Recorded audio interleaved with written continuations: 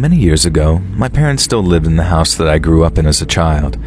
The neighbors, Mr. and Mrs. Morse, stuck out to me as a kid as a regimental, stern couple. Now, Mr. Morris was the type of man you can only describe as blustering, and Mrs. Morris was sort of like a human square, with a bowl haircut and a mustache almost as bushy as her husband. Now, if this sounds like being uncharitable to them, hell yeah, I definitely am, and you'll hate these two by the end of the story as well. Unless you're a psychopath, in which case, may I suggest that you live in a cabin in the woods without neighbors. The Morrises were sternly friendly with my parents while me and my siblings grew up. They had this son, August, who was in the Scouts with my elderly brother Barry, and he was sort of like a mini version of his father. Bossy, always demanding to be the leader of the activities, and would become quietly red-faced angry if things didn't go his way. Us kids in the neighborhood had a nickname behind his back, and that of a certain Austrian dictator that I don't think you're allowed to say on YouTube, but let's just say that he's someone that you will not see very often. Now anyway, the son isn't the point here. He was sent off to military boarding school at some point during high school, and the wild thing is that he bragged about asking to be sent there.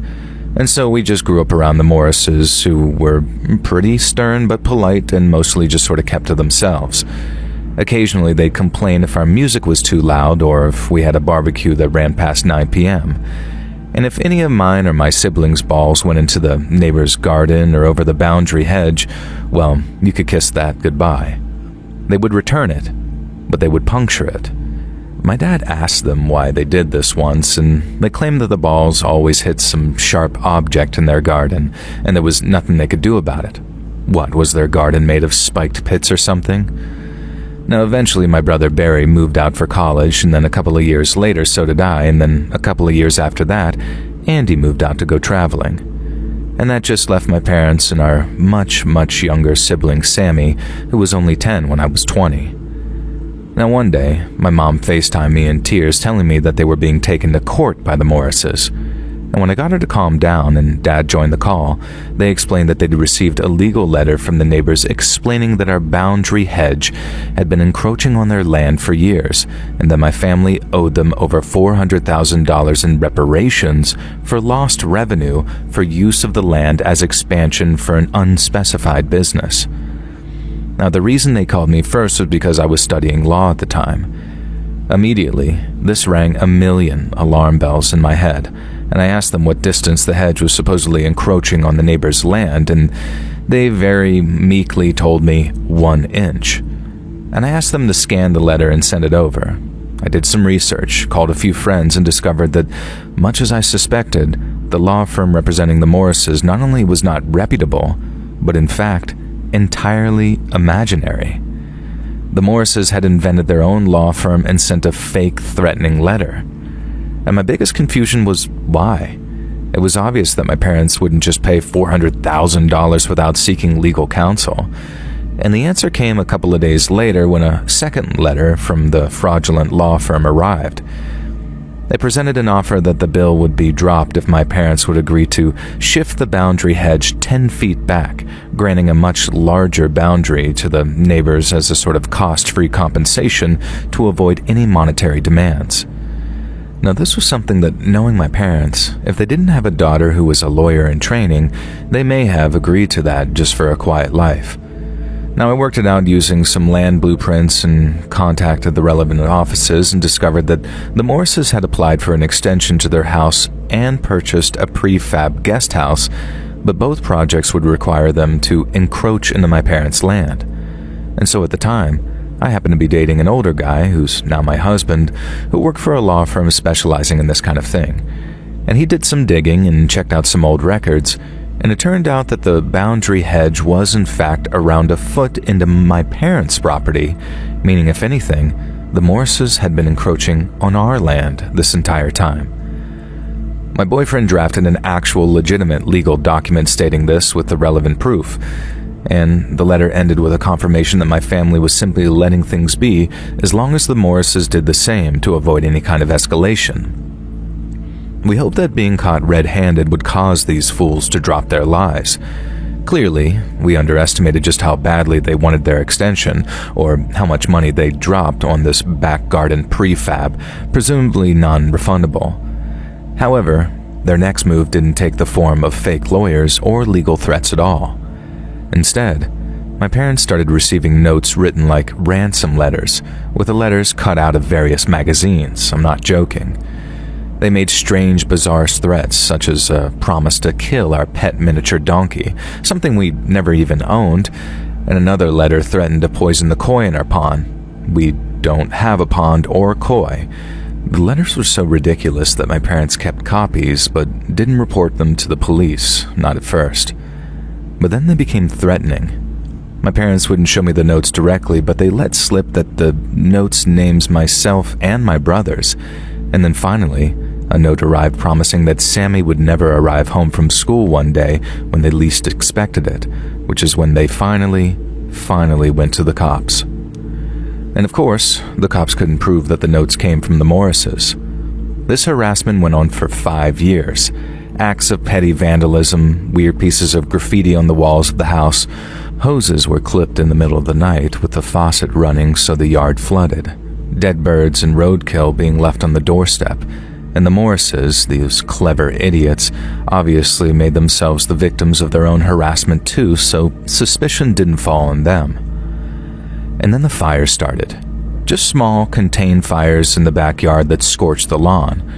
Another classic was that the Morrises would play classical music at full volume at 3:33 a.m. in the morning every single Wednesday. And when it was time for Sammy's exams, they escalated it to every day. My parents filed noise complaints, but the Morrises denied any involvement and, in fact, claimed that they hated classical music. And when investigators were there, somehow they mysteriously managed to know and the music didn't play on those nights. My eldest brother moved home and, in no uncertain terms, threatened the Morrises. The C words had the gall to call the cops on him, and this further undermined our claims against them. They went so far as to try and suggest that my brother was the one committing the vandalism, despite the fact that he'd been living in a totally different state during most of the incidents and had an alibi for most of it. Now Sammy, meanwhile, was becoming an absolute wreck, and we all felt so hopeless, and it felt like the whole world was against us. In the end, the entire family got together for a family meeting, and we very tearfully decided that the only recourse that we had was to move out of our family home that had been in the family since my mom's childhood. So that's what we did. We put the house up for sale, my parents accepted the first offer they received, and they moved into a smaller house that realistically was more manageable for them, especially once Sammy went away to college. There's no happy ending here really, at least not for us.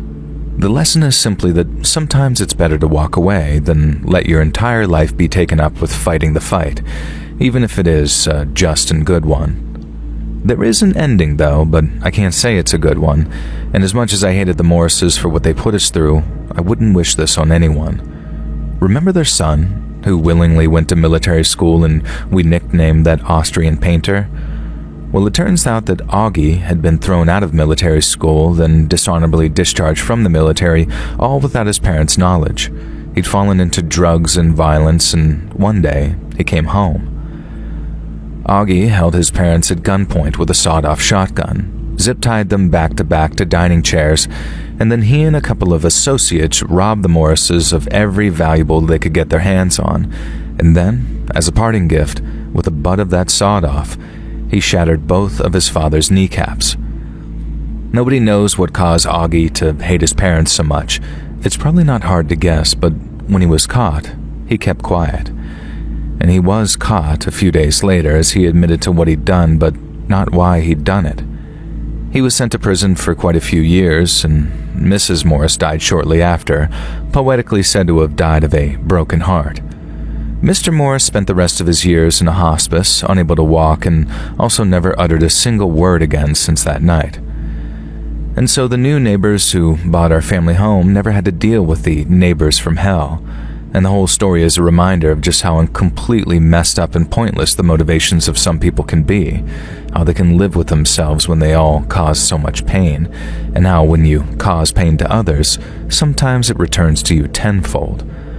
I don't know if I believe in karma, but in this case, I can't help but feel that no matter how much the Morrises screwed with my family, they got far more than they deserved, and I can only hope their son, Augie, can one day find some peace.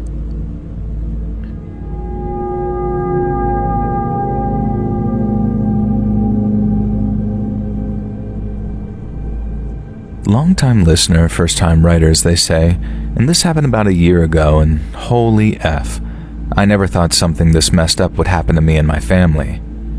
So it all started when my parents, both recently retired, decided to use their part of their life savings to go away on a 6-month world cruise. Not really my jam, but they were psyched about it, and I was psyched for them. And even better, the lease on my apartment was up the week before they left, so I was free to house sit for them the entire time they were gone. This was a relief to my mom, who would have spent the whole cruise in a state of neurosis, calling me or my brother to check on the house every 5 minutes. And knowing that I was living there ironically meant that she wouldn't worry at all. Oh, Mother, if only you'd known. In the week before they left, as I moved my things into my old childhood bedroom ready for the next 6 months, my mom gave me the rundown of the house as if I hadn't grown up there. I barely paid attention to all the things that she was telling me. Yes, Mom, I know where the fridge is, I know the Wi-Fi password, I know how to use the TV, I know the guest room is filled with Aunt Joni's art while she's between husbands, and that I must not dispose of any of it. What I didn't know about, though, was the new neighbor. His name was Mr. Samuels, and he moved in a few months previously. If you believe my mom, Mr. Samuels was an angel sent from heaven. He was the loveliest, sweetest old person, Mom said, despite the fact that he was only a couple of years older than my dad. Now, he baked cakes for the neighbors, so I shouldn't be surprised if he dropped by with some muffins or maybe even some red velvet cake. I admit, I do like a good red velvet cake, so maybe Mr. Samuels was okay by me. Mr. Samuels had a nurse who came by every other day, so I didn't need to worry about him apparently, not that I'd been planning to. Mom did enough worrying for the whole family. I didn't actually see Mr. Samuels before my parents left for their cruise because he was away staying with one of his kids. And so I bid my parents farewell at the docks, waving a handkerchief and sobbing like a wartime bride. Not really, but then headed back to the house, ready for 6 months of hardcore freelance art commissions and watching all the subscription services that my parents subscribed to and I didn't want to pay for. Mr. Samuels returned home a few days into my newfound alone time, and imagine my absolute surprise when the gentle Mr. Rogers-esque fella that I pictured was absolutely nothing like that at all.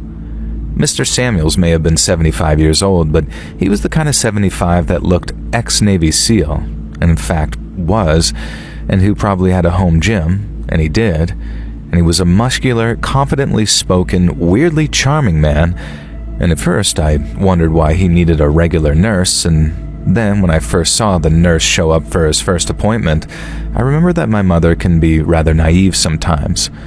Let's just say that she was the kind of nurse who is paid good money to relieve someone's tension via massage, and just leave it at that. But hey, the man was single, and just because he was old, it didn't mean that he didn't have needs. And every other day at 75? Damn, I was almost in awe. Now, he did bake a very good red velvet cake, and one of his first acts as a welcome gift was to bring a cake over and introduce himself. I'll admit, while he was charming, he also made my skin crawl. I'm a 32-year-old woman, and this 75-year-old man, who looked like he could easily overpower me without a moment's thought, was very clearly trying to rizz me up, as the kids say. And I usually hate the phrase undressing me with his eyes, but there was no better way to describe it here. And Mr. Samuels made no secret of it. He'd make remarks like, Gladys never said her daughter was so cute, or how he'd wish that he'd known my mom when she was my age, things like that. It would have been flattering if it wasn't so intense, and he wasn't quite so, I don't know how to describe it, but he had this aura where it was obvious that he wanted me to know that he could take me. And I've known guys like this since high school, but never once was he ever twice my age. And he wasn't so much a silver fox as a white wolf, and once I got that image in my head, I couldn't shake it. Thankfully, I didn't have many dealings with Mr. Samuels outside of him bringing over baked goods, and in the end, as much as it hurts me to have to do so, I ended up tossing them out because I was becoming paranoid that he might be slipping something into the baking. I'd watched an Instagram short about a predator who did some fairly gross stuff like that, and I got it inside my own head about it a little. Looking back, I am pretty grateful that I didn't risk it. And so after a month of catching up on art commissions and emailing editors begging for work, I began to go a little stir-crazy. Surprisingly, Mom didn't call anywhere near as much as I expected, and I found myself missing my goofy parents a lot. We had a few Zoom calls, but the internet on the cruise ship wasn't exactly reliable, and so half of the time it was like watching my folks in stop motion while Mom yelled, "What was that? What did you say, Sel?" over and over, as my name is Celeste, but she calls me Sel. I decided to surprise my parents by giving the house a little bit of a decluttering, or at least the parts that I knew that I was allowed to touch. Aunt Joni's paintings could stay, but I knew that the attic was an absolute crap show of disorganization. Plus, I figured that I'd find a bunch of fun childhood memories up there, and maybe some stuff that was worth a bit of money. I remember my brother having a bunch of old consoles and action figures that surely had to be worth something, and God knows that we both could have used the money since we were both artists. I wasn't in the attic for long before I came to two realizations. One, this was going to be a mammoth job, and two, someone had cut a hole in the drywall between our attic and the adjoining one. And of course, it was Mr. Samuel's attic. Not only that, cables were snaking through the hole, followed them through the maze of boxes and old Christmas decorations, and I was horrified at what I found. Holes had been drilled into the floor, very recently by the look of the sawdust, and two wires snaked down into two rooms. Now, without going into technical details, I traced the wires to the bathroom and the bedroom that I was staying in and discovered that small cameras had been set up, hidden within fake smoke alarms. Now, following the wires back up and creeping into Mr. Samuel's attic, I found a laptop running with active feeds of both rooms. The bedroom camera was angled so you could see the whole room, and the bathroom camera was angled at the shower. And so in short, dear sweet old Mr. Samuels had literally been spying on me for God knows how long and had violated my privacy in the most diabolically disgusting way. I minimized the live feed and found a folder on the desktop marked quote-unquote best of. The contents horrified me. There were a number of videos of me showering, of me changing, and even a couple of where I was, for want of a better term, relieved some tension of being single in bed. Now, without thinking, in utter disgust, I deleted the entire folder and emptied the recycle bin, and then immediately realized the idiotic move I'd made. Subconsciously, though, I think my brain drove me to do so in order to avoid considering law enforcement, and more on that later. I wanted revenge on Samuels, but I also wanted him to live with fear of the revenge. Now, my first step was to sever the wires connecting the cameras. My second step was to head downstairs and reach out to a friend of mine who was, how do I put this, good with computers. He sent me a piece of software to install on Mr. Samuel's computer via a USB stick that would completely mess up not only his laptop, but any computer connected to the same router. Irreparably, my friend promised. Now, I should add here that I knew Samuels was out of town for a few days, supposedly visiting his daughters again. Now, who knows what he really got up to? It could have been literally anything. And he was due back the next day, so I hurried and installed the virus on his laptop via that USB stick. I followed my friend's instructions and then forced myself to leave the attic and wait a day or so for Mr. Samuels to return. And I could tell when he discovered the outcome of his deception. From his laptop speaker, a robotic voice began blaring, "I'm a voyeur pervert and I also have kids," over and over again. Above me, I could hear Samuels freaking out until he slammed that laptop shut. Then I heard his footsteps thundering down the stairs, presumably to his other main PC, and I waited and then, "I'm a voyeur pervert and I also have kids."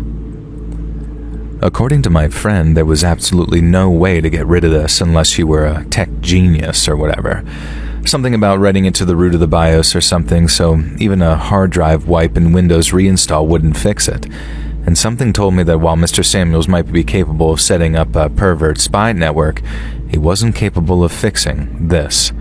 I was right, because the next weekend, I saw his entire desktop PC smashed into little bits sitting out on the sidewalk for the garbage collection.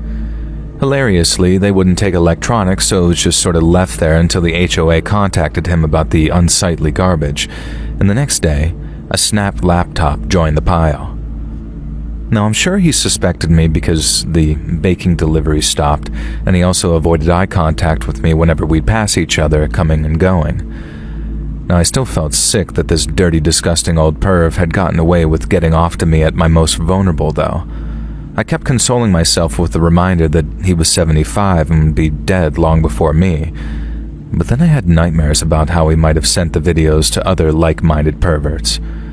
No matter how much I reminded myself that the low-quality, grainy pictures made my identity impossible to discern, it didn't help because Samuels could easily have doxed me.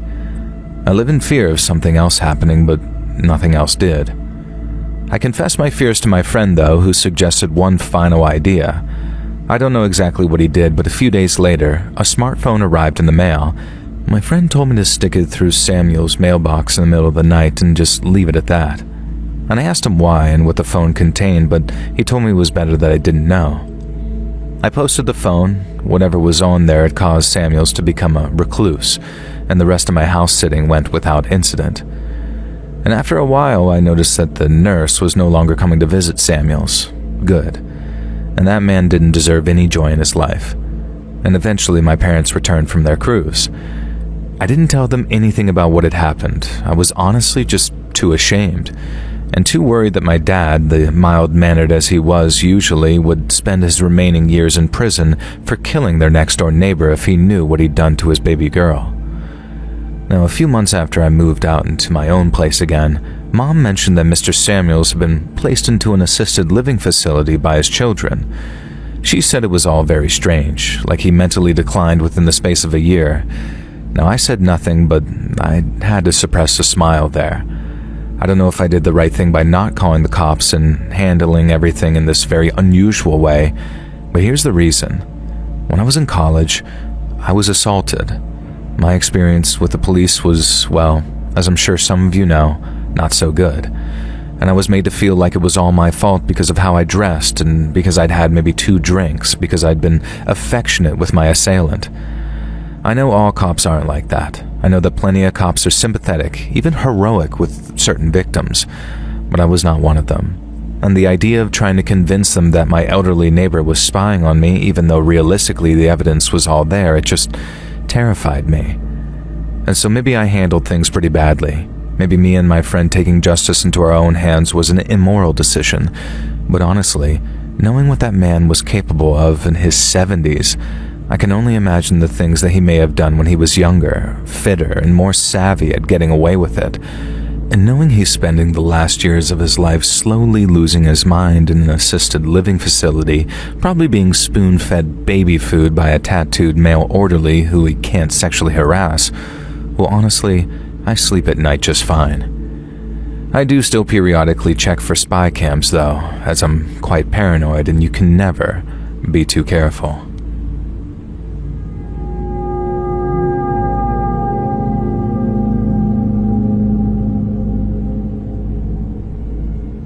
Do any of you have someone who you'll never forget, even though you never really knew them that well? Someone who was a constant in your life, just sort of a background character who isn't around anymore. Someone you find your mind drifting back to every now and then because even though you didn't know them that much, you just saw them all the time and they were like an interactive, friendly part of the furniture. Now, I don't mean that in a derogatory way. It's like a beloved lazy boy that you get from Goodwill. You don't know its backstory and you never will, and you don't ask about its past and it doesn't ask about yours. Christ, this sounds dehumanizing, but it's how I think about it. It's in a fond, loving way, trust me, and I hope one day I'm someone else's Goodwill lazy boy, someone who touched a person's life just by being there and someone they'll always remember. Now, I remember Mr. Browning. I'll never forget him, and even though the last time I saw him was probably 1985, I think I remember him fondly regardless of how things ended. Now, I sure know that I always thought fondly whenever this guy crossed my mind. Me and the wife often talked about how we should invite him over for dinner. We wondered if he was lonely after his wife had passed a decade or so before, and we wondered if his adult kids called often because they never seemed to visit. But we just never got around to asking Mr. Browning. Hell, I don't even remember what his Christian name was. It was always, "Good morning, Mr. Browning," and he'd respond with, "Good morning, Ted." He was my elder. We understood the hierarchy, and I do know that he was a former teacher, so maybe he thought of himself as Mr. Browning. Maybe it didn't even cross his mind to ask me to call him by his first name. Amos, that was it. Amos Browning, and I remember from his obituary and later the funeral. And I think those were the only times that I heard his first name spoken, and one of the only times that I saw his adult children. His son was a very doughy-faced man who looked bored to be at his father's funeral. His daughter was one of those sharp-faced women with a meek, sycophantic husband and the kind of bratty son who wanted to be the center of attention, even at Grandpa's wake. We didn't stay long. We'd gone to pay our tributes to Mr. Browning, but we couldn't stay. We didn't want his family asking us questions about his death, and they likely knew that I'd been present when it happened, and I'm not a good liar. I would have struggled to give them the answers they wanted instead of the horrible, haunting, traumatizing truth. Me and Mr. Browning used to chat over the fence. Well, I'd lean over the fence and he'd mow the lawn, and he was always mowing his lawn. He had one of those old push mowers, an electric one, and I just kept trying to persuade him to buy a ride on, but he said his yard was way too small for that. It wasn't, and besides, at his age, probably early 70s, it was a great way to get some exercise and a little peace and quiet. Peace and quiet from who, I'm not really sure, since he lived alone after his wife had passed before me and my family moved in, but that's what he said. We'd talk a lot, but never really get to know each other, you know. We talked about the Detroit Lions a bunch. He was a diehard supporter, and I was just a pretty casual one. And we talked about the weather, we talked about politics, but never too seriously, and sometimes we'd watch the same shows at the same time, and we'd talk about those too. We both loved Miles Davis and The Who and Kiss, and he told me about his first ever concert, sneaking in to watch Kiss play, but I was never sure if he was telling the truth or just recounting the plot of that one movie where that exact thing happens. It was a fun story anyhow, even if he told me about 5 times, and occasionally he'd ask about my wife and how she was doing and how her job was going, but I think he wanted to talk about his wife in exchange but couldn't bring himself to do so, apart from that one time. Sometimes my wife would bring him a lasagna or some other baked goods, and he'd thank her like a perfect gentleman. And he always handed the dishes back to me over the fence, never once brought them to our door, always over the fence. Now, I chatted to him so much that by the time we moved out, there was a groove in the ground where grass had stopped growing in the place where I had always stood to talk to Mr. Browning. Now, I remember exactly what we were talking about on the day it happened. My wife had just had a minor operation to remove a benign cyst from her breast, and he was asking how she was doing. I told him she was doing fine and would be home from the hospital the next day or even that evening if things went well. Mr. Browning looked at me then as he was mowing the lawn and then told me that I was lucky and I should hold on to a good woman like that. And then he said, and I'll never forget it, not least because they were his last words, he said, "I miss her so much." And then he sort of looked down, away, like he was about to hide tears, but I saw a look of alarm and then fear cross his face. Maybe I'm just imagining, but I swear that I saw him try and stop the forward motion of the mower as he pushed forward. I'm not sure how it happened. He was always so careful, running the electrical extension cable around the edge of the lawn, making sure that he was mowing nowhere near it, being careful like it was muscle memory.